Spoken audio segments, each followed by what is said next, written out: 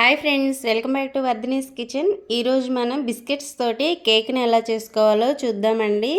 Beater అక్కర్లేదు, అలాగే eggs పిండి ఏది అక్కర్లేదు, జస్ట్ బిస్కెట్స్ ఉంటే మీకు కేక్ అయితే రెడీ అయిపోతుంది. సో ప్రాసెస్లోకి వెళ్తే ఇలా నేనైతే బర్బన్ బిస్కెట్స్ని తీసుకుంటున్నానండి. మీరు ఏ బ్రాండ్ బిస్కెట్స్ అయినా యూజ్ చేసుకోవచ్చు. ఇదైతే కొంచెం చాక్లెట్ ఫ్లేవర్ ఉంటుందని చెప్పేసి నేను ఈ కంపెనీ బ్రాండ్ని తీసుకున్నాను. సో వీటిని మనం కావాల్సినన్ని తీసుకొని చిన్న చిన్న ముక్కలుగా వీటిని తుంచుకోవాలి.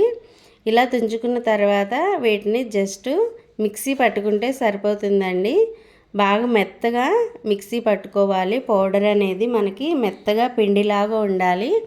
సో ఇలా మెత్తగా గిన్నె పట్టుకున్న తర్వాత 1 టేబుల్ స్పూన్ బేకింగ్ పౌడర్ని యాడ్ చేసుకోవాలి. దీన్ని ఒకసారి మిక్స్ చేసుకొని కొంచెం కొంచెంగా మిల్క్ని యాడ్ చేసుకుంటూ కన్సిస్టెన్సీని మనం ఈ క్లిప్లో చూపిస్తున్న విధంగా ఉండేలాగా చూసుకోండి. ఇలా కొంచెం కొంచెంగా మిల్క్ని యాడ్ చేసుకుంటూ బిస్కర్ తోటి లేదా స్పూన్ తోటైనా మిక్స్ చేసుకోవచ్చు. బాగా మిక్స్ చేసుకుంటే లోపల ఏదైనా మనకి బిస్కెట్స్ ఎక్కడైనా కొంచెం మిక్స్ అవ్వకపోయినా కానీ కరిగిపోతాయి. అలాగే 1 టేబుల్ స్పూన్ బేకింగ్ సోడాని కూడా యాడ్ చేసుకోండి.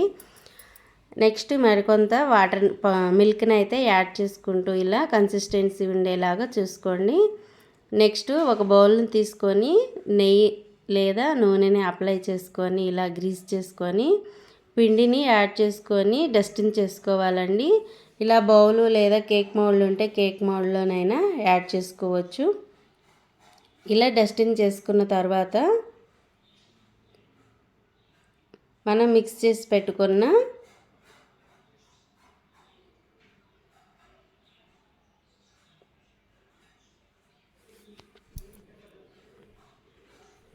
ఈ మిక్సర్ని యాడ్ చేసుకొని ఇలా డిప్ చేసుకోవాలండి. ఒకసారి ఇలా డిప్ చేసుకున్న తర్వాత ఒక 5 మినిట్స్ ప్రీహీట్ చేసుకున్న ఈ బౌల్లో ఈ మిక్స్ చేసుకున్న బౌల్ని యాడ్ చేసుకోవాలి.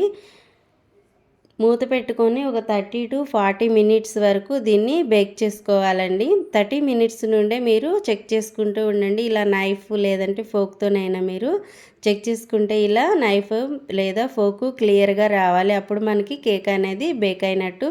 దీన్ని తీసి పక్కన పెట్టుకొని పూర్తిగా చల్లారిన తర్వాత ఇలా రిమోల్డ్ చేసుకుంటే ఈజీగా వచ్చేస్తుందండి. చూస్తున్నారు కదా ఎంతో సాఫ్ట్గా, ఎంతో స్ట్రక్చర్ కూడా చాలా బాగా వచ్చింది. కేక్ కూడా దీన్ని ఇలా డైరెక్ట్గా అయినా తినేసేయచ్చు, లేదంటే మీరు మీ ఇంట్లో ఏవి అవైలబిలిటీలో ఉంటే వాటితోనైనా డెకరేట్ చేసుకోవచ్చు ఫ్రెండ్స్. ఇంతే ఫ్రెండ్స్, తప్పకుండా మీరు ట్రై చేసి మీ ఫీడ్బ్యాక్ని నాకు కామెంట్ సెక్షన్లో తెలియచేయండి. అలాగే ఇలాంటి మరెన్నో రెసిపీస్ కోసం మన ఛానల్ని సబ్స్క్రైబ్ చేయండి, లైక్ చేయండి, షేర్ చేయండి.